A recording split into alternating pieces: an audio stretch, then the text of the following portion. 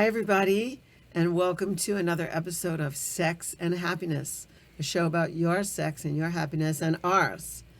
We talk about ours here, too. That's right. I'm Laurie Handlers. I'm Michael Gibson. And today we're going to talk about self-responsibility. It's a hot topic these days. Yeah, and it's really big in your life right now. It is very big in my life. It's big in my professional life and my personal life. What does it mean to be self-responsible? What is self-responsibility? Now, my father, you didn't know I was going with this. I didn't this know you way. were gonna go with this. When I was younger, every single night at the dinner table, my father would say, "Responsibility, Laurie. What does that mean?" And I would go, "Oh, Dad." And he would say, "It means the ability to respond." That's like, it's That's like the chicken and the egg. it's the new cat. Well, it's the catchphrase that's been around for a long time, and your dad was just beating the hell out of it. He was. But Yeah. what does it actually mean, the ability to respond? So I'd like to give that definition, my personal definition Please to it. do. I like this. The ability to respond means that I have a moment of breath before I do anything in a situation, and it means I also am self-aware, meaning I have something called witness consciousness. So if I'm in the witness, it means that I can observe myself while I'm sitting here, while I'm talking on camera, while I'm talking to you, Right. while I'm talking about a subject. I can actually see myself, the one called Laurie, who's speaking and responding right now in real time. And if something happens that I possibly have an automatic response to, what they call a knee-jerk reaction, which is called reaction, I can actually stop myself and take a breath and go, what do I choose in this moment? Rather than how is my automatic reptilian brain or knee-jerk going to happen out of my control. Yeah. It means I won't say things I didn't mean. It means I won't engage my mouth before I give it a thought. It means I won't lash out and try to hurt. It's different because I know what those other things are. Well, it's very different than the concept or the context that we were talking about earlier on, where we're talking about now responsibility. You brought up this particular point of view. The responsibility is the ability to respond, right? That's what my father said. Right. Wasn't he right?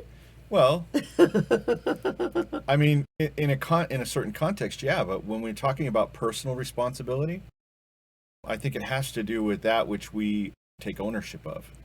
So like for instance, Yeah. my experience of life, I must take ownership of my experience of life. Right. When I'm speaking to somebody and I'm saying things that may be either considered hurtful, disrespectful, or in some way that may be very, Interpreted. very direct and even harsh, I can take responsibility for the way I'm delivering, but I can't take responsibility for the way it's landing. Right. However, For the interpretation. correct. However, I can always bring my responsibility back around and say it in a different way and say, maybe if I said it a little different way, it would land a little better because my point is valid and I think it's important and I want to share it. But oftentimes other people may get triggered. The next thing you know, you're in a battle of wit, trying to figure out, using all these logical fallacies and everything else and attacks. But responsibility has to do with I can own what I'm saying and how I'm being in life and what I'm doing about it. So it's Accountability, It's very being much so. accountable for your own interpretations, Right. for your own or my own interpretations, my own choices, my own want and need to connect with you and make it heard. Mhm. That's what self-responsibility is. And we're in a cancel culture, Right. which is not responsible, which is just like if the interpretation is that I'm doing something wrong, I'm canceled. I don't have even a chance to make it up. I don't have a chance to come back. I don't have a chance To explain to yourself. explain myself.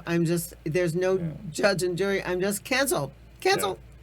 Well, I think cancel culture is forgive my use of language, I think it's bullshit. I think it puts everybody on edge.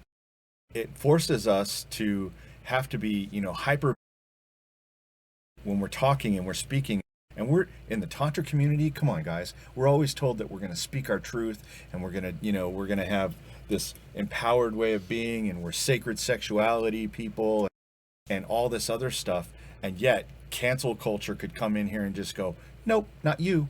Yeah, you're done. And I'm done with you. All the work that a person has done in this arena, in this space, could be ended over comment that was not thought through, or didn't have the ability to be explained or even teased out. It's just you're canceled. So cancel culture, and what is that leaves us without any dialogue or any ability to actually grow from a set of circumstances or situations that happen, that occur to us, or that we happen to be the perpetrator in. Let's talk about it in terms of being in relationship, right? Staying in relationship, returning to love. Yeah. So I'm not talking about everyone in the world being in love with them. I'm talking about returning to love, like as a choice, as a state. Right. And so if I want to return to love with you or anyone else, I'm going to be responsible. I'm going to take self-responsibility for my thoughts, my statements, and my actions. And I'm going to hold you to account for that too. And I'm going to communicate with you rather than cancel you. Yeah. So it's like this. I'm done. I love this.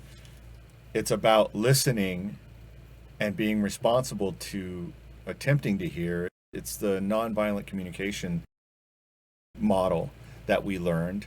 And I think it's important that, yes, listening is one of those ways that you can be responsible. And then also, it's okay to disagree. Yeah, we don't have to be the same. We don't have to feel the same or think the same on things. It's okay to disagree, and it's healthy, actually, to not be all in the same exact mold. You and I don't agree on everything. Right.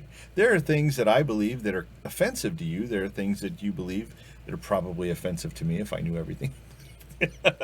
But the point is that, so what? People can be offended. That's fine. And people can be at odds, and people can be on different sides of a particular issue. It doesn't mean that love has to be lost, right? Unless, of course, it violates a value that you have. So it's often called a deal breaker. And when you have that happen, well, that's a deal breaker.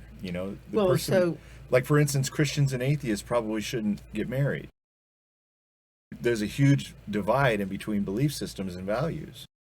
So in that case, what can you do? There could be a separation. But when you love each other and there are certain things that, don't line up, so what? It's okay. Yeah, or even, well, that's if we're talking about people who are in love. What about just people? I mean, I love people. Yeah. In general, I love people. It's true, she does. I do. I love people, and I actually always give people the benefit of the doubt. Yeah. And I'm not sure these days that anyone is giving anybody a benefit of the doubt. I'm not asking people to turn the other cheek.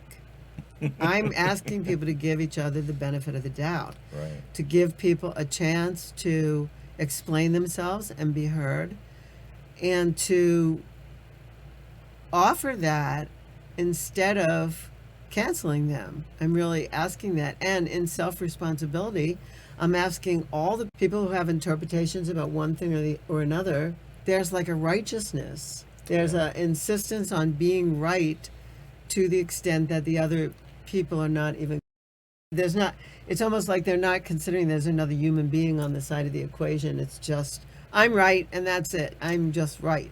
And then the position becomes what's important, not whether or not this other person who you love or you say you love has been just assaulted by your mouth, because you had to be right. Oh, it's so hard. It's hard. We said once before, I think I put out a newsletter talking about how when people are, Now I'm talking about a love relationship. When Right. people are in love relationships, they regress to teenagers and they start acting out in their teenagehood like they're not emotionally adult. They're not emotionally current and they're not emotionally intelligent. Right. Or even if they are, once they get in a relationship, they use that as an excuse to forget everything. Right. And you and I don't do that. We talk about being self-responsible. One of the things I loved about you when I first met you was that you were completely responsible for communicating your boundaries. Yeah. And I thought, wow, I could like this guy. I could love this guy. He's so straightforward about who he is.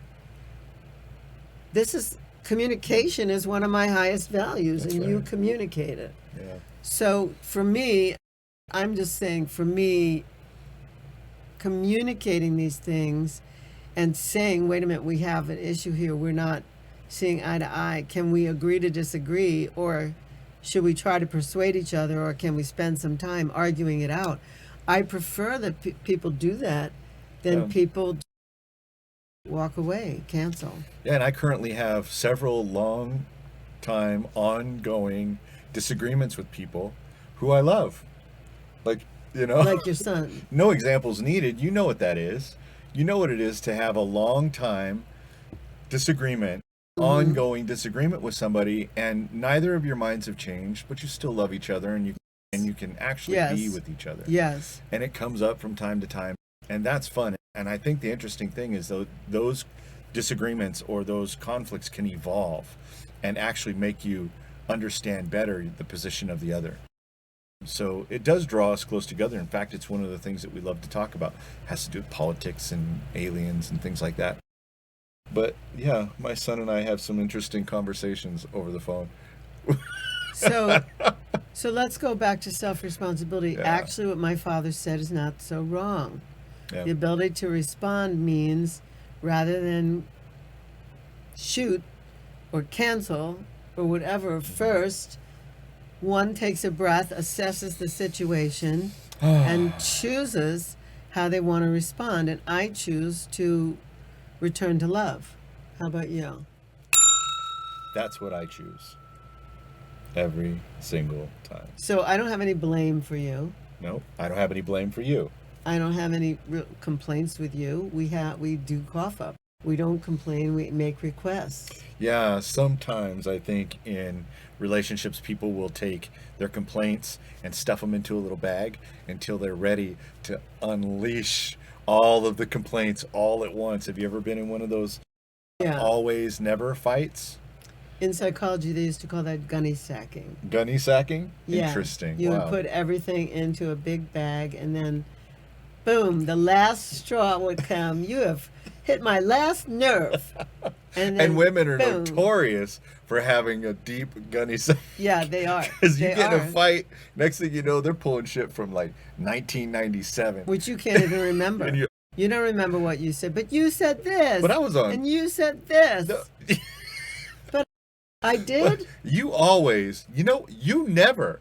That's the always never fight. Yeah, it's a terrible fight. It's a huge blow up.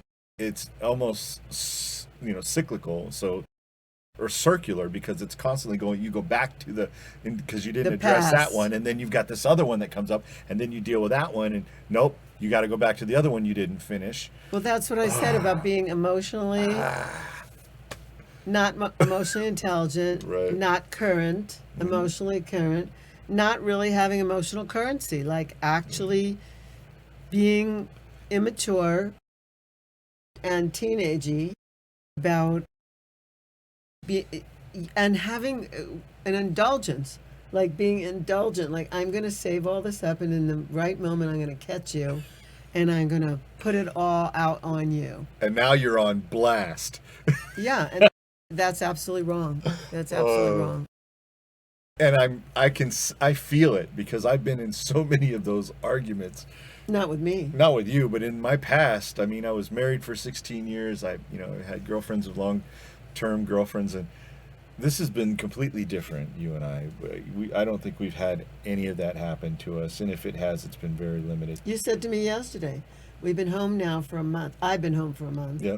And we haven't had anything. That's We haven't right. had one misstep. we'll call it. Misstep. We haven't had one misstep. We haven't had We one. used to call them speed bumps.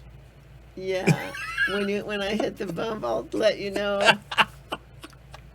Oh, that's a callback, and if you only knew. So we haven't had any speed bumps Yeah. happen in this Yeah. month, and it's been really It's- glorious. It's been, well, it's also been that we had the gift of missing when you were gone. When you came Yeah. back, the gift of missing was so real. Well, we have to have a different show about Yeah, that. we'll talk about that again. We'll have a but- show about the gift of missing if you tune in. Yeah. Polarities, Ooh, gift of polarities. missing. Yeah. Yeah.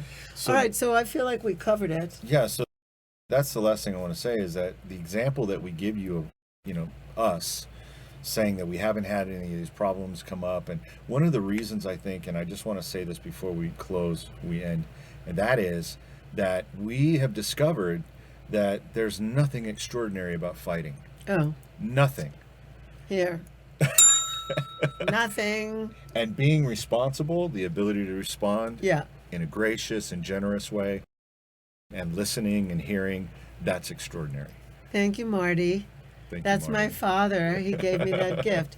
Laurie, responsibility is the ability to respond. Oh, I thought I would want to kill him. I wanted to throw food at the And table. now he's the subject. Now he's topic the of, subject of my podcast.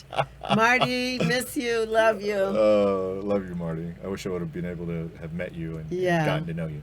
Yeah, Well, this has been good. it's been really good. It's a lot of fun. Self-responsibility. Don't leave home without it. I mean it. Be responsible for yourself. Be responsible for your interpretations.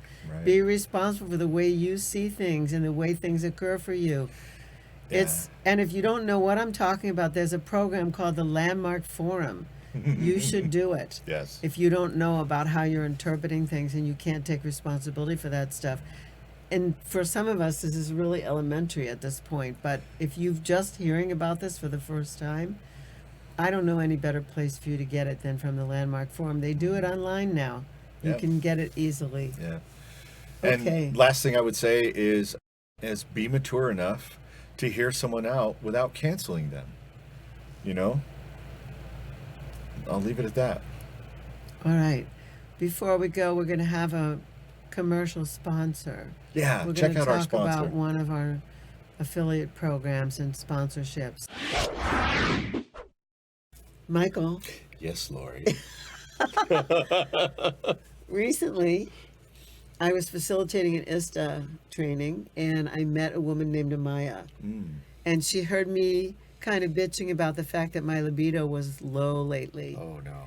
I said to her, I felt like I was aging and I felt like my libido was low. And I feel like that strains my relationship with you when that happens. Oh, So I was just kind of bitching about it. And lo and behold, yes. that evening she came running up to me with this tin. A tin. And the tin is called Lust. And she said to me, I heard you talk about your libido. You should try this. This is my product. I'm an Ayurvedic doctor. Right. And she said just 1/3 of a teaspoon of this powder, which has cacao in it and lots of other really good things, she said would change my libido because it would affect my tissues. I love it. Right on here it says lust, desire, and libido. I wanted to take us out for a moment so people could read that. Okay. Yeah. So anyway, I've been taking it since I got home from Austin. Uh-huh. And have you noticed anything? Oh, yeah. What? Well, you desire me a lot more often. It feels like we're having a lot more sex recently. And I think the effects of it have been a benefit not only to you, but also to me. Now, I haven't taken any. Oh, she says you can take it too. Can I? Yeah. Oh, okay. Well, that's good. So Then we better watch out in our house. what happens then? If you and I are both all turned on all the time, this is going to be like a problem. No, we won't it get isn't. things done. No, we will. We will. We might not get things done. We'll get them done faster because we'll be in a hurry to get together. So, where to go? The name of the website is Labs.com. You go there, you will receive a 10% discount on any of the products. By the way, there's other really good products there, other Lots good of powders. good products. You'll receive a 10% discount on any purchase if you use our code, which is Sex and happiness. So you use that code, get the product, experiment with your libido. It's awesome. This product could replace the little blue pill. That would make me really happy. And whatever those silly pills are, they made for women. I don't know that they work, but yes, definitely use this powder. It's amazing. We have had amazing sex since you got home from Austin. And thank you, Amaya. Get yours today. Next time, we're going to bring you a program about, what was it that we just said? How to make your man feel... No, I just said we're going to do a program about something else. Oh. All right, we'll do the program about how to make your man feel loved. Yeah. Well, that's what's next. Yeah. Okay. Bye. Bye, everyone.